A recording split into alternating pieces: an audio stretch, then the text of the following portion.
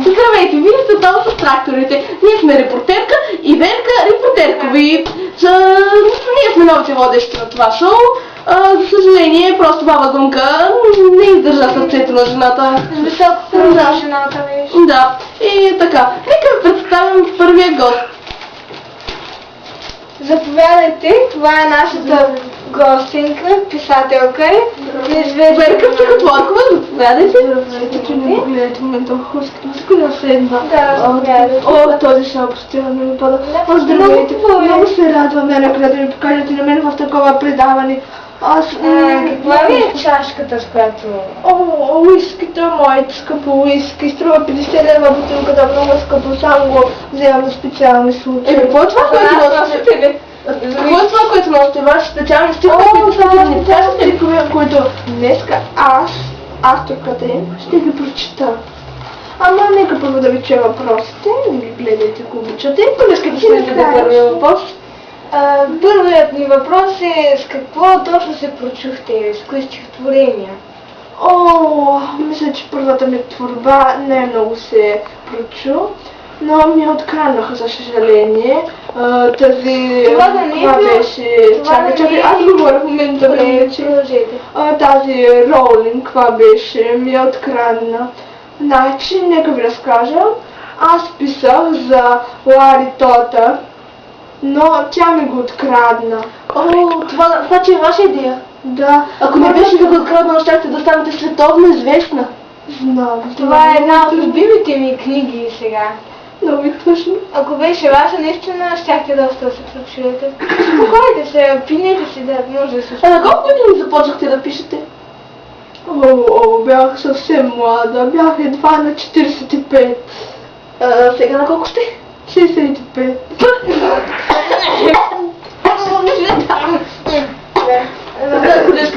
Кодишката ще се върне, да, продължете.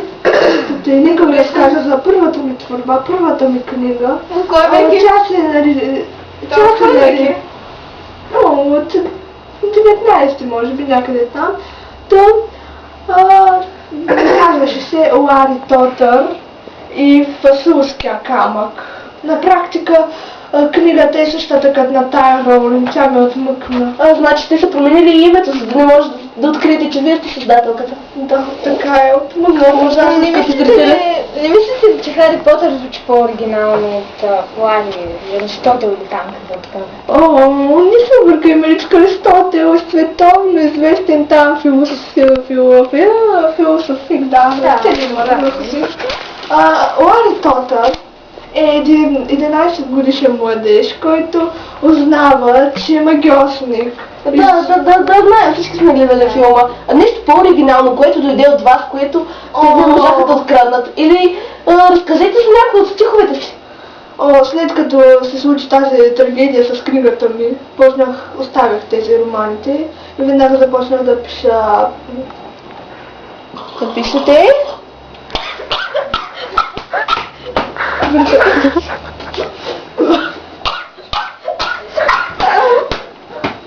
Добре ли сте? Защо винаги това сполечава нашите гости?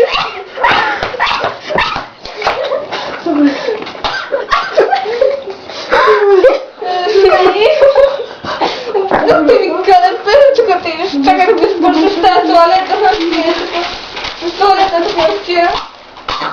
Кой беше сценарият? Не, май стигате. Добре съм. Добре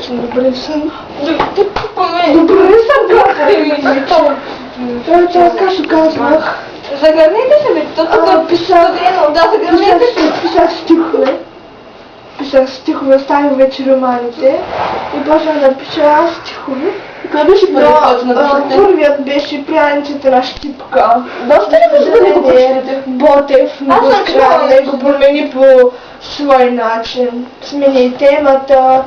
Вазов ли беше? О, да, Вазов, моя грижа. Може ли да отбележа нещо на вас, ще ви кажа толкова много вече произведения, че вие дори губите кой от кого е казан. оставате неизвестна в дъното. Аз съм много талантлива. Дори писах втори роман.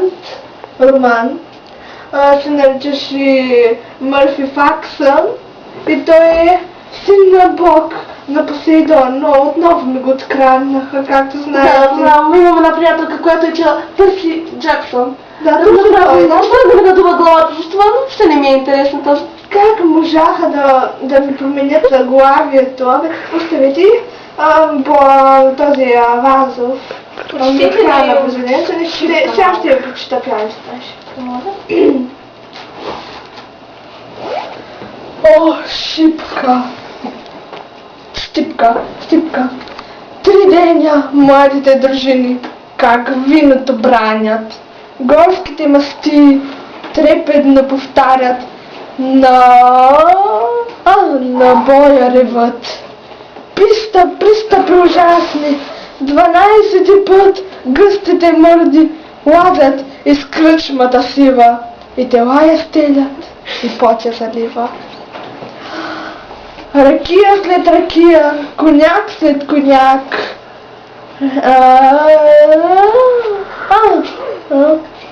Чакай сега, извинете, тук какво пише? Чакай сега, аз се забавил, бе. Да съм... Ето, намерихме го.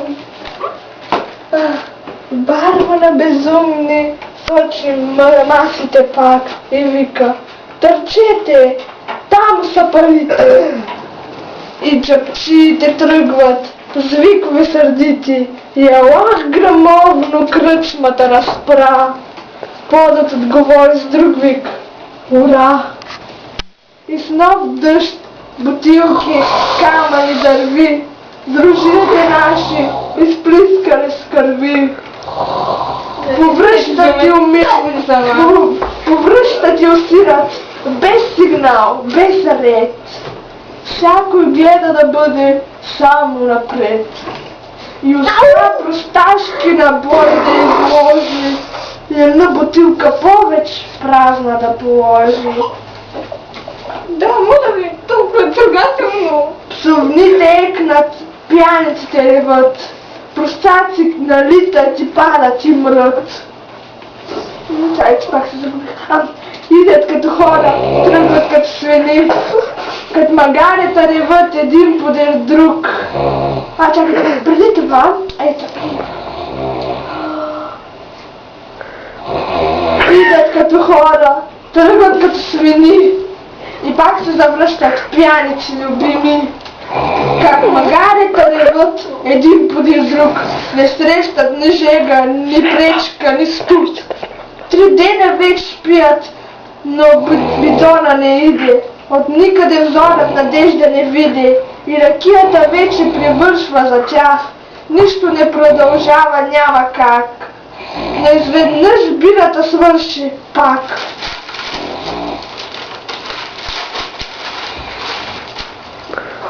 И днес още кръчмаря, щом банкет захваща, спомня този ден бурен, шуми и препраща, кара дивна като някой пек, от бира на бира, от век на век.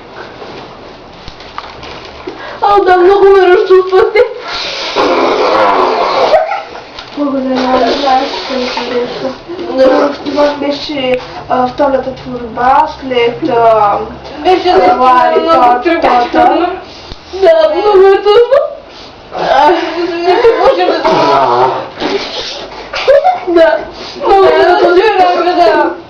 Скоро ще продължите с следващата си творба. Сега, бихме искали да ви попитаме какво се мотивирахте да пишете такива прекрасни стихове? О, лесно. Оттам горе информация ми пращат. Кораба майка. Направо. Кораба майка.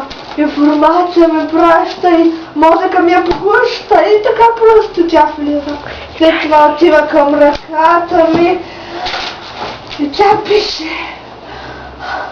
О, съжалявам, разчувствах. Задъхахте се. Операторчето е много спокойно, моля. Да. Чакайте малко, сега идвам. Ама от големите хапчета донесете, да, ние цветните. Да, чуем, добре. Пийте.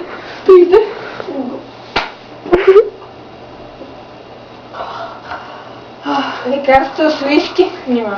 От това ли е информацията отгоре? Може би. Не знам, това намерихме. Добре, какво ще кажете на нашите скъпи зрители? Слушайте се, отворете мозъка си, ушите си, душата си. Кораба майка се ежедневно изпраща информация на всеки го. Слушайте се, аз на вас ви пращам щастие, любов и пари. Ето и. Добре, сега бих искала да прочетете стихотворение. Да, Не искам да знам какво беше, аз което го ме имам връзка. скъпотява си. Дайте, спомнете ушките. Внимателно.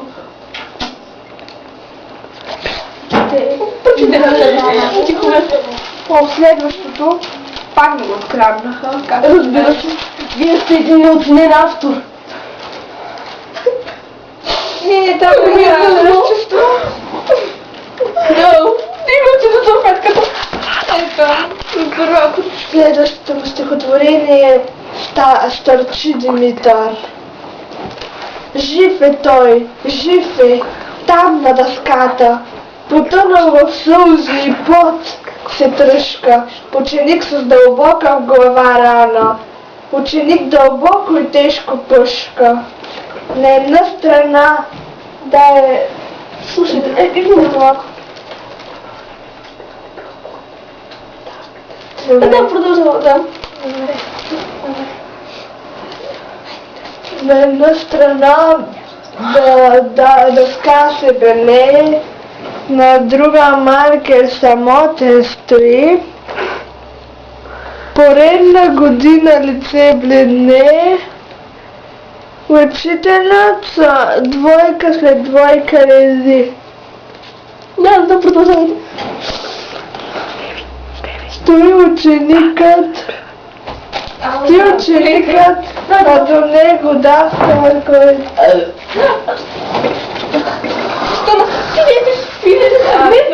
Мисля, че от това операторчето какво дадохте? Дадохме всъщност. Това май беше едно от най-силните успокоителни. Май беше прескривателно. Добре. Филмски сън! Добре, видяхте ли, тук не, да знаете, не е труп.